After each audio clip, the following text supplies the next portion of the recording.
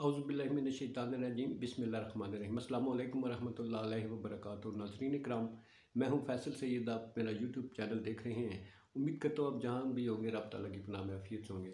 नाज़रीन इकराम, आज बात करते हैं लॉन्ग मार्च की। आपको पता है लॉन्ग मार्च जो है ये बहुत से लोगों पे इस वक्त सवार है और हलचल सी मची हुई है। किसी को समझ नहीं आ रही कि खान साहब को कहाँ पर कैसे रोका जाए। थ्रेट अलर्ट्स जारी किए जा रहे हैं लॉन्ग मार्च के हवाले से, खुदकश हमले के अलर्ट्स जारी किए जा रहे हैं, उनके हेलीकॉप्टर के लिए मिसाइल खड़े किए जा रहे हैं। अलबत्ता एक मार्च है जो रुकेगा नहीं। खान साहब एक लाइन ले चुके हैं कि कल 1 बजे लोगों ने पहुंचना है। 1 बजे तो दूर है, लोग जो है दुनिया जमे गफ़ीर पिंडी, वक्त जिधर जाए आपको लोगों का हजूम नज़र आएगा।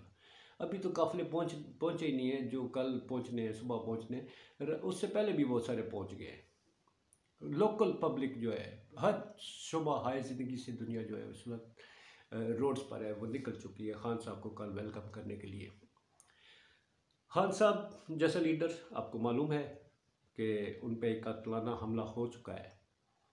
वो मुल्क से भागे नहीं इलाज के लिए, वो कहीं बैनुल मुल्क इलाज कराने के लिए नहीं गए। उन्होंने पहले भी जब स्टेज से गिरे थे तो अपने मुल्क को प्रेफर किया था, और अब भी गोली लगने के बाद, कातिलाना हमला होने के बाद भी वो चंद दिन आराम के बाद दोबारा क़यादत संभालने आ रहे हैं। अब उनके सामने एक ही मुतालबा था गवर्नमेंट के सामने, इस पार्लिमानी गवर्नमेंट, जमहूरी गवर्नमेंट के सामने, कि इलेक्शन करवा दें। नहीं माना गया। उसके सिलसिले में इन खान साहब को अरेस्ट करने के लिए, इनकी पार्टी को दबरदूस करने के लिए तरह तरह के हथकंडे अपनाए गए। इनके लोगों को अरेस्ट किया गया, उनको जेलों में डाला गया, नंगा किया गया। क्या कुछ नहीं किया गया, क्या क्या ऑडियोज़ चलाई गई, वीडियोज़ चलाई गई, फिर मजहबी वो कार्ड जो है वो भी यूज़ किया गया।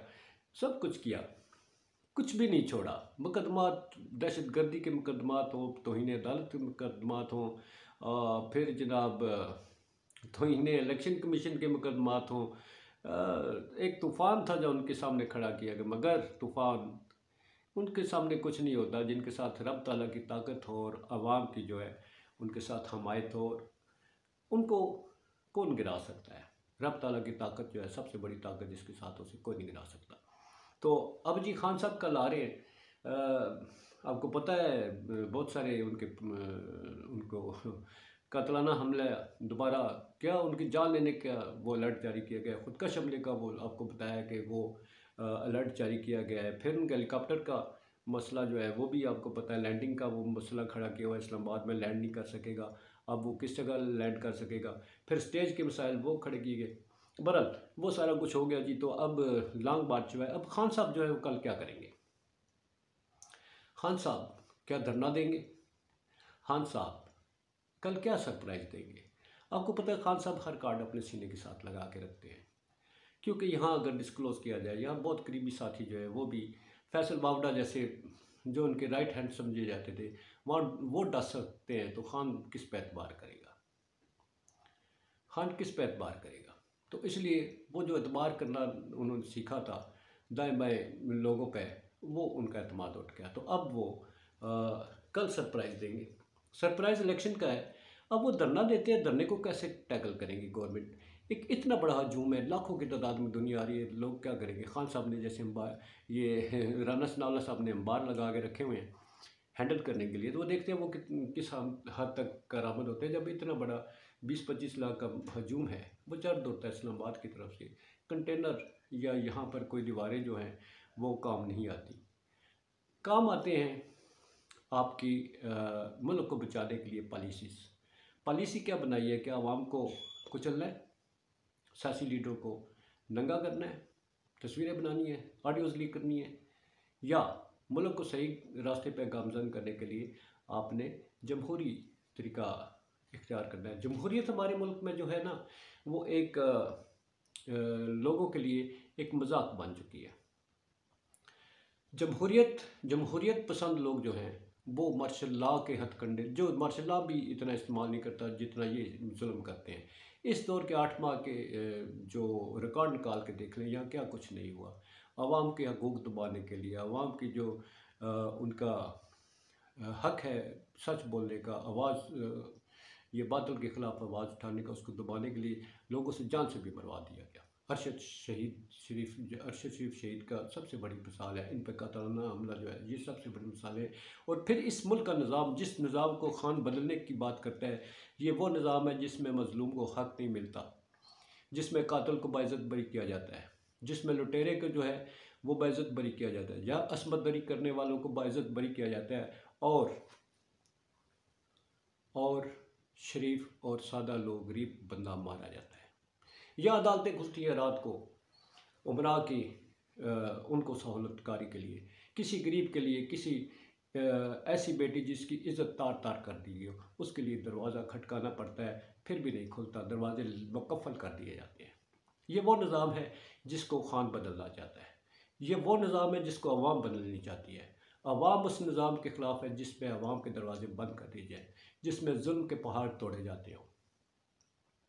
इस निज़ाम को बदलने के लिए निज़ाम तो है ही नहीं, ये मौजूदा इसको क्या नाम दे, निज़ाम है ही नहीं। निज़ाम देने वाले शख्स जो है वो अजीम हमारे लीडर थे कायद आज़म मोहम्मद अली जिन्नाह। हमारी बैड लक के वो शुरू में ही एक जो इमारत तमीर करने वाला होता है, वो मार होता है, वो अभी तमीर करने का मरहला आता ही है मुकम्मल होने का। अगर वो दायरे फ़ानी से रुखसत कर जाता है तो उस इमारत को उसने क्या सोचा था, इसको क्या बनाना है, तो वो ख्वाब अधूरे रह जाते हैं। फिर हर यहाँ पर जो है वो ठेकेदार आया इस पाकिस्तान को चलाने के लिए। पाकिस्तान में ठेकेदारों का राज रहा है। हर ठेकेदार ने लूटा, हर ठेकेदार ने इस पाकिस्तान को नुकसान पहुँचाया, हर ठेकेदार ने यहाँ आवाम की खाल उतारी, मगर पाकिस्तान फिर भी कायम है। इसलिए कि पाकिस्तान 27वीं शब को मर्ज़ वजूद में आया था, इसलिए कि इसको बनाने वाले साफ नीयत थे, इसलिए कि इसको बनाने वाले बिकने वाले नहीं थे, निडर लीडर थे जिन्होंने एक अलग इस्लामी ममलकत लेके दी। नाम तो हमारे इस्लामी जमहूरिया पाकिस्तान, मगर इस्लामी जमहूरिया पाकिस्तान होते हुए इस्लामी इक़्तिदार को किस कदर अपनाया गया, वो हमारे सामने, कितना पमाल किया गया वो हमारे सामने है। इस्लामी निज़ाम को या इस्लामी तालीमात को तहफ़्फ़ुज़ देने के लिए कितना काम किया गया वो हमारे सामने है। जमहूरियत को कितनी दवाम बख्शी गई वो हमारे सामने है। कौन सी जमहूरियत? ये वो जमहूरियत है जो जमहूरी इक़्तिदार की पासदार नहीं है। मार्शल लॉ के दौर में आपको याद है स्टूडेंट यूनियन पे पाबंदी लगाई थी, ट्रेड यूनियंस पे पाबंदी लगाई थी। किस वक्त? ज़िया हक के दौर में, जनरल ज़िया हक के दौर में। मगर किस जमहूरी हुकूमत ने आके स्टूडेंट यूनियन की वो आमराना पाबंदी जो है वो उठाई? किसी ने नहीं उठाई। ट्रेड यूनियंस पे पाबंदी थी, उस पर वो कितनी ट्रेड यूनियंस अभी चल रही हैं हमारे यहाँ जिस पे यूनियन जो है वो बैन है, क्योंकि यहाँ पर एक सरमायादाराना निज़ाम है। सरमायादार अपने सरमाए को तहफ़्फ़ुज़ देने के लिए गरीब को कुचलता है, गरीब का गला दबाता है, गरीब के कपड़े उतारता है। इस निज़ाम को चेंज करने की ज़रूरत है।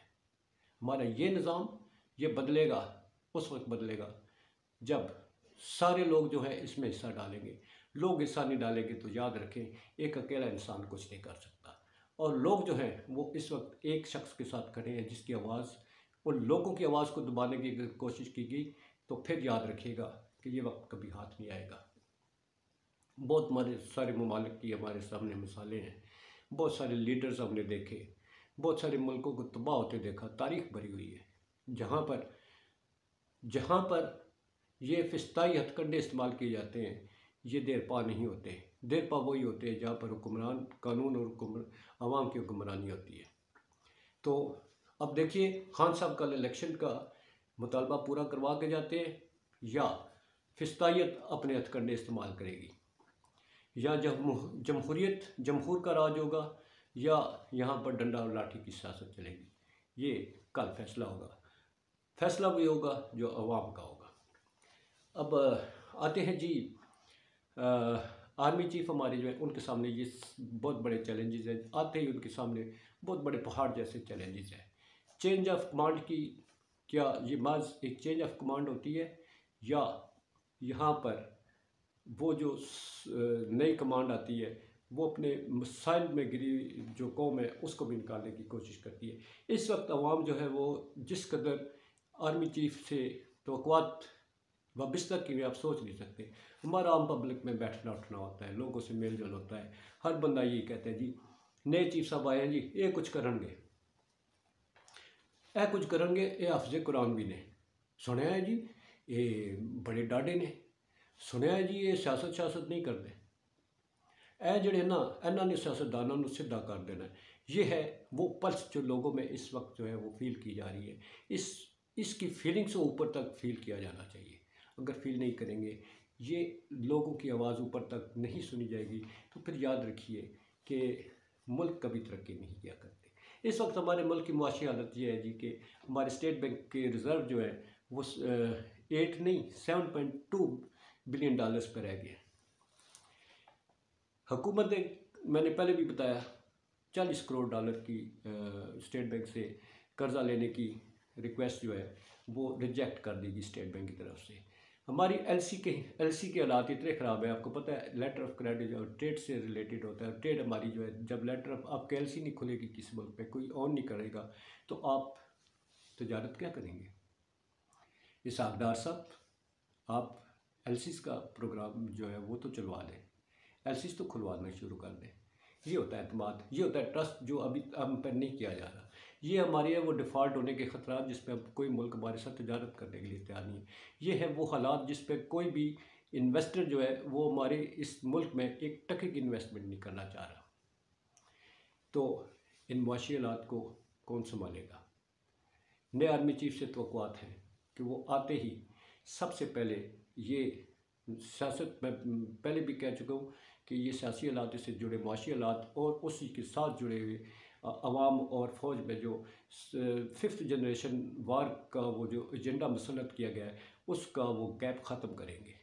इंशाल्लाह कामयाब होंगे और इस्लामी इक़्तिदार को भी इंशाल्लाह हमारे यहाँ दुआम बख्शा जाएगा। नई क़यादत, नए जज्बों के साथ, एक नई उम्मीदों के साथ ये कौम जो है जी नए आर्मी की चीफ़ के साथ और नई तब्दीली के साथ जो है वो खड़ी होगी इंशाल्लाह। अपना बहुत सारा ख्याल रखिएगा। इजाज़त चाहूँगा, अपना बहुत सारा ख्याल रखिए, इर्द गिर्द दोस्त अहबाब सब के साथ अपना मेल जोल बरकरार रखिएगा। तो आइए, पाकिस्तान जिंदाबाद, पाक अफवाज जिंदाबाद, सलामत रहे, अल्लाह हाफ़िज़।